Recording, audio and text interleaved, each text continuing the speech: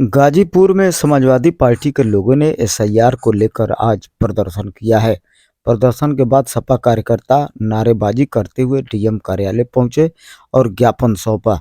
प्रदर्शनकारी सपा नेताओं ने एसआईआर प्रक्रिया में गड़बड़ी का भी आरोप लगाते हुए निष्पक्ष कार्रवाई की मांग की है। सपा नेताओं ने एसआईआर के तहत गलत तरीके से वोटरों का नाम काटने का भी आरोप लगाया है। प्रदर्शन में समाजवादी पार्टी के कई विधायक भी शामिल रहे। इन नेताओं ने अपनी मांगों के समर्थन में ज्ञापन जिला प्रशासन को सौंपा। मामले को लेकर डीएम ने पूरी प्रक्रिया निर्वाचन आयोग के नियमों और दिशा निर्देशों के मुताबिक संचालित होने का दावा किया है। आरोप लगाया जा रहा था, किस तरह का आरोप था, क्या बताएंगे? नहीं, आरोप नहीं है, वो सत्य है। जनपद के कई बूथों से फॉर्म 7 पकड़ा गया है। हजारों की संख्या में फॉर्म हम लोगों के पास आ गया है और बीएलओ के पास कितना पहुंचा होगा वो आप जाने। पत्रकार भी एक स्पष्ट दर्पण है, उसको आप समझे कितना पहुंच। लेकिन हम लोगों के यहाँ हजारों फॉर्म 7, जो आदमी जिंदा है, काम कर रहा है, अपने घर में है, जिले में है, उसका भी नाम काटने के लिए भारतीय जनता पार्टी तैयार हो गई। तो कटवाने के लिए लोग किस तरह का प्रयास कर रहे हैं, क्या कर रहे हैं लोग?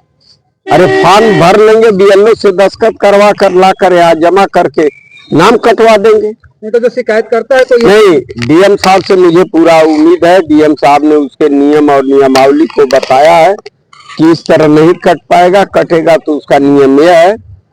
तो हम लोग अस्वस्थ हुए हैं, लेकिन फिर भी हम अपने तरीके से हम एकदम लैस हैं। यदि कोई काटेगा तो हम उसका जवाब भी देंगे, उस पर कार्रवाई करेंगे, मुकदमा करेंगे, एफआईआर करेंगे। निर्वाचन आयोग उसको जेल जाना तय। ऐसे में जैसे आपके जिलाध्यक्ष ने पदों दिखाया पेपर, सुभाष चंद्र नाम के व्यक्ति का एक ही नहीं कई फार्मों पर दस्तखत कर फॉर्म जमा किया गया है। सुभाष चंद्र नाम से और राधे श्याम और 2-3 नाम थे। इन नामों से एक नहीं 10-10, 20-20 फॉर्म सिग्नेचर मिले। ये कौन लोग हैं? अब पता लगाना। पत्रकार आप लोग भी कुछ काम करो ना, हम ही थोड़ी ना करेंगे। हमसे आपका दिए, हम बता दिए फला फला नाम है, तो इनको जाकर पता कर लीजिए, आप खुद ही स्पष्ट हो जाएगा। धन्यवाद। लगातार समाजवादी पार्टी विरोध कर रही है, आपने राजनीतिक दलों के साथ आज बैठक की है, क्या दिशा निर्देश दिया, क्या? देखिए, कुछ कई कतिपय बूथों पर फॉर्म 7 के माध्यम से आपत्तियां प्राप्त हुई, तो उस आपत्ति को लेके कुछ इनकी जो शंकाएं थी, समाजवादी पार्टी के कुछ लोग आके मुझसे मिले भी थे, प्रतिनिधि मंडल मिला था और आज ही मैंने सभी पार्टी के पदाधिकारियों की बैठक भी बुलाई थी। तो उसके संबंध में उनको स्पष्ट कर दिया गया है कि 6 जनवरी से लेके 6 फरवरी तक जो माननीय चुनाव आयोग के निर्देश हैं, उसमें दावे और आपत्ति प्राप्त किए जा सकते हैं। तो आपत्ति करने का अधिकार सभी पार्टीज को है, कोई एक पार्टी के लिए विशेषकर नहीं है, बट कोई करना चाहे तो वो भी कर सकता है और आपत्तियां लेना पड़ेगा हम लोगों को अगर कोई आपत्ति देता है।